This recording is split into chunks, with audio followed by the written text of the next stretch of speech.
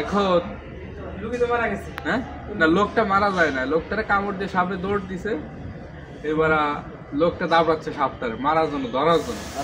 সাপটা দৌড়াইতে দৌড়াইতে যায় নবীজির পাঞ্জাবির ভিতরে ঢুকে গেছে, পকেটের ভিতরে। এখন ওই লোকটা দৌড়ে এসে নবীজির জিজ্ঞাসা করছে যে এদিকে একটা সাপ আসছে, আপনি কি দেখছেন নাকি? তখন সে মানে বোবা সাজে গেছে, কথা খালি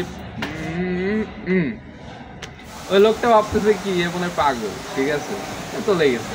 তো সে কিন্তু মিথ্যা কথা বলে না, সে মিথ্যা কথা বলে না, সে কিন্তু হাত দিয়ে দেখায় দিছে যে উঠে আমার পকেটে ঢুকছে। এটা একটা কৌশল অবলম্বন করছে, মিথ্যাও বলে নাই, আবার সাপটারও বাঁচাই দিল। ঠিক আছে, আপনি কি মিথ্যার আশ্রয় নিয়েছেন? এখন না, আমি মিথ্যার আশ্রয় নিইনি, আমি কি রিপোর্ট সাথে নিয়ে ঘুরি? ডাইরেক্ট আপনি মুখ দিয়ে না কইরা ফেলছেন যেটা আপনার কাছে নাই। না, আমার কাছে নাই তো, আছে। সেটা আপনার কাছে নাই বলতে কি আপনি একজন অফিশিয়াল লোক, আপনার কাছে নাই মানে আপনার ডেস্কটপে আছে।